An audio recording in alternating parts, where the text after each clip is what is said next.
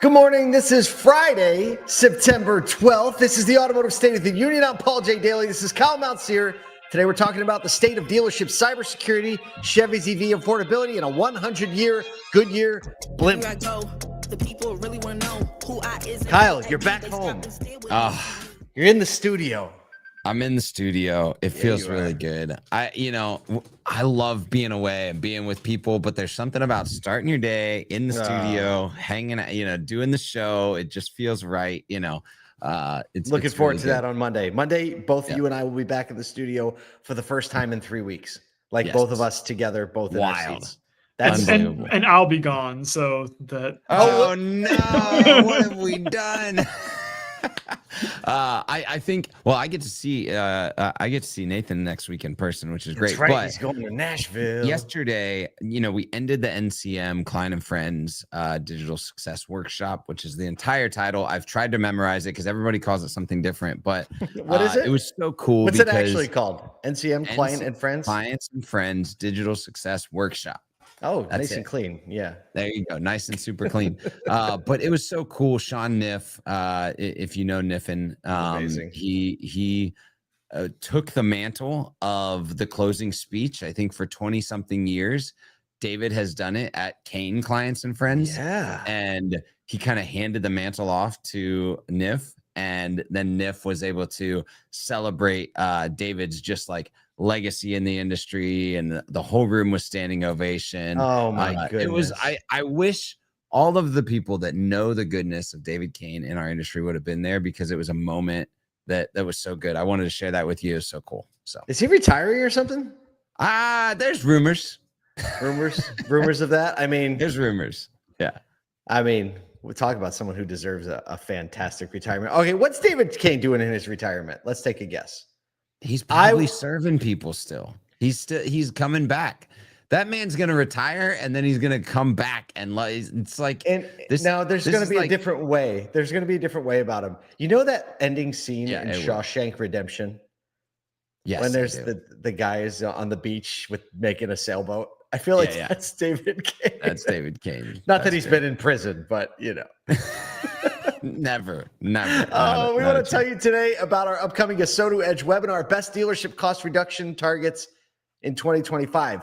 Okay, where can you save some money, basically, with Doug Austin of Strategic Source and Matthew Haken of Prestige Auto Collection, one of our favorite dealers. Join us Wednesday, September 24th at 2 p.m. You can sign up right now so you don't forget. Go to asotu.com, sign up for the webinar, hang out with Doug and Matthew and us. We always try to make it fun and fast, 25 to 30 minutes, and you're out of there. So make sure you sign up for that, because it's that whenever Matt's a part of the call, that one's going to be a good one. I'm telling you, it's destined to be lit up.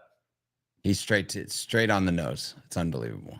We also have a new podcast today, our NAMAD Sessions with Mia. We're releasing new episodes every day. We recorded so much great content at the NAMAD annual meeting. Yesterday, we released conversations with Brian Kramer, Mark Bland, and Jamila Vendevier. And these conversations are the typical show conversations we have, where they are to the point, 15 minutes, and always really engaging, because we kind of scoop up all that energy that's out on the floor and pack it into a podcast for you. I've been watching and listening to these, and they are so good. So absolutely good. They're like anybody in auto would get value from listening to these podcasts. Without a doubt. Sure. Yep. So search NAMAD Sessions, NAMAD Sessions, by our friends at Mia. All right, let's get into some news. Haven't talked about cybersecurity in a while on the show, but Proton Dealership IT's Cybersecurity 2025 report is showing that auto retailers are still being hit hard by organized cyber attacks. Activity remains at 150 to 250% higher than before the massive CDK outage, with new tactics targeting dealership websites, employees, and consumer data. December 2024 saw a 110% year-over-year increase in dealership cyber attacks, and a March 2025 supply chain breach slipped malware into dealership website photos. Stolen passwords, remote access put payroll, banking, and OEM systems at risk, and Proton is urging dealers to enforce multi-factor authentication, deploy managed detection and response, and train staff against phishing. That is one of the most important and effective things you can do. Proton says in the report, attacks are targeting dealerships every single day. How well those dealerships are protected make a difference. Yeah, that MFA or 2FA is so important right now. Having another authentication system for any critical places that you have data and information. The crazy one that I've seen is a massive uptick in phishing emails that are extremely sophisticated. DocuSigns that look like they're ready to be signed, financial information, bills that look like real invoices that if you click on them, introduce malware into items. It is deep. Yes. And because there's so much data available in a dealership, all the way down to like deep PII, Social Security data bursts, you cannot be too careful at this point. If you don't have a solid IT team, a solid infrastructure for understanding how malware gets into your system, solid training structure, you're definitely doing your whole team a disservice. Thanks. I appreciate Proton and others educating us across this, but you got to get with your team. It's a non-negotiable for doing the training on this stuff. That's right. That's right. What do we have? We have a comment coming in. Oh, so from our friend John Roper, he says, I'm at Beaver Toyota right now getting an oil change and seeing multiple advisors sporting their love people more than you love cars shirts. Yeah, that's they great. do it on See Fridays there. It's so good. Friday's the day. Hey, if you didn't know that and you love those shirts, the love people more than you love car shirts, we actually offer those custom branded for dealerships or industry partners. So if you're interested in that, just reach out. What's the best? Just shoot, I don't know, just shoot us a DM on I don't know that. LinkedIn, DM on LinkedIn or info@asodu.com and we'll square you away. All right, let's talk about squaring things away. Chevy is going all in on affordability this month with new incentives across the Equinox, Blazer, and Silverado EVs, just in time for the cutoff of the federal EV tax credit. The EV Equinox, dubbed America's most affordable 315 plus mile range EV, now leases for an insanely low $245 a month. They're offering $3,000 in customer catch and up to $4,000. $3,000 on the Equinox, up to $4,000 on the Silverado, and Costco members can save an additional $1,250 on top of every other existing offer. These financing deals, 0% APR, 60 months, or the $7,500 federal tax credit applied at the point of sale. Senior Vice President and President of North America, Duncan Aldridge, said, quote, "We will almost certainly see a smaller EV market for a while, and we won't overproduce. Still, we believe GM can continue to grow EV market share." I believe they're the fastest growing EV market player. Yeah.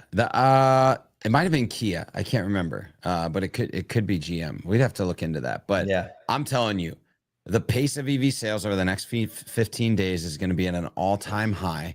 And it is going to be up to the OEMs to understand that we will see a smaller EV market over the next, especially 90 days as we get through Q4 and people are reeling off of being pulled ahead into EV buying and also not seeing those incentives on the back end of this.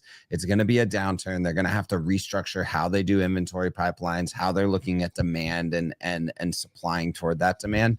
But no doubt, if you have EVs on the lot and you're not talking about them everywhere, and all the incentives and all the opportunities that people have to buy them, you're doing yourself a disservice. Sell everyone you got right now. Options. Yeah, exactly. Sell everyone you got right now. I think on this, I do predict that by the time January rolls around, I think whatever dip we see is going to rebound because I think people are just going to become more comfortable with the EV drivetrain. And again, I've said it 1,000 times. It's amazing. It's an amazing drivetrain. If you can get the mileage and it fits your daily needs, I think there's no better drivetrain to have than an EV.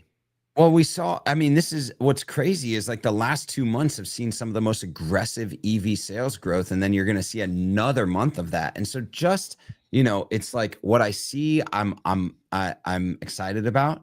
You're just going to see more EVs on the road, which means people are going to go, I want to see that.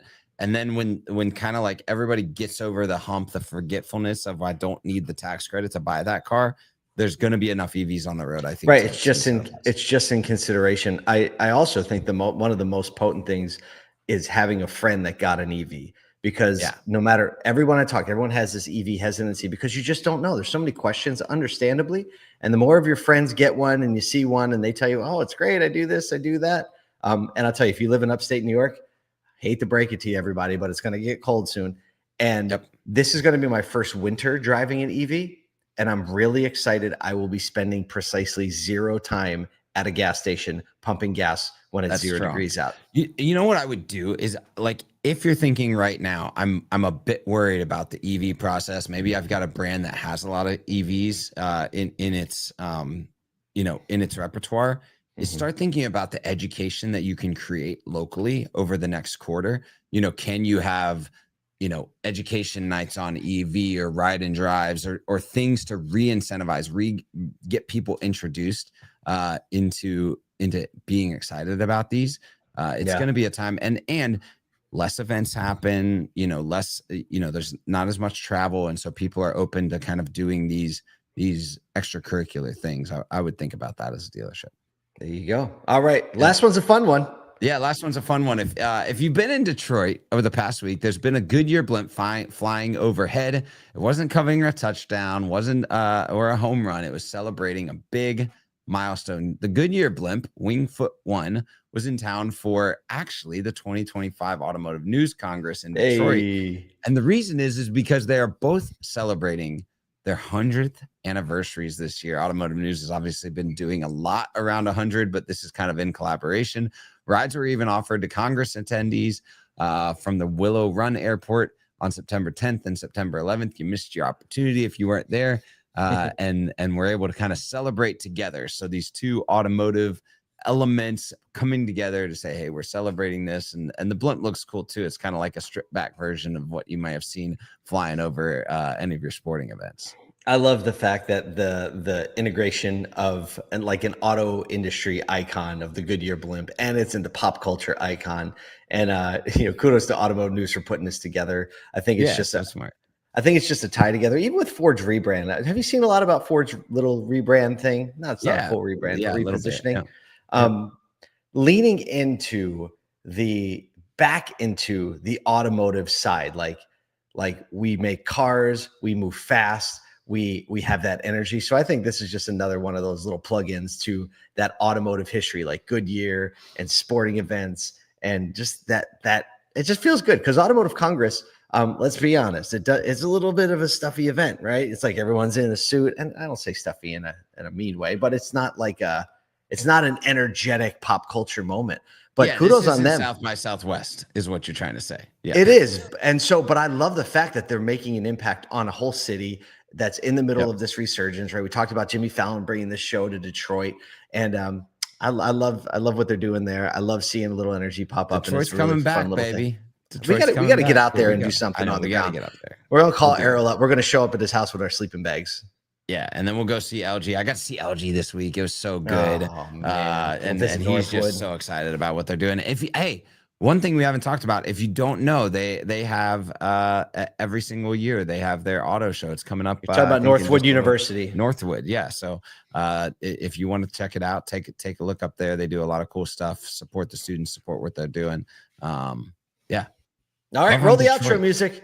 Run it. Love on Detroit. It is Friday, which means you have a weekend ahead of you to either take care of a bunch of people or take care of yourself, whether you have off or you're working, whatever it is. We will be here for you tomorrow morning. Go out there, take care of the people. They'll take care of everything else.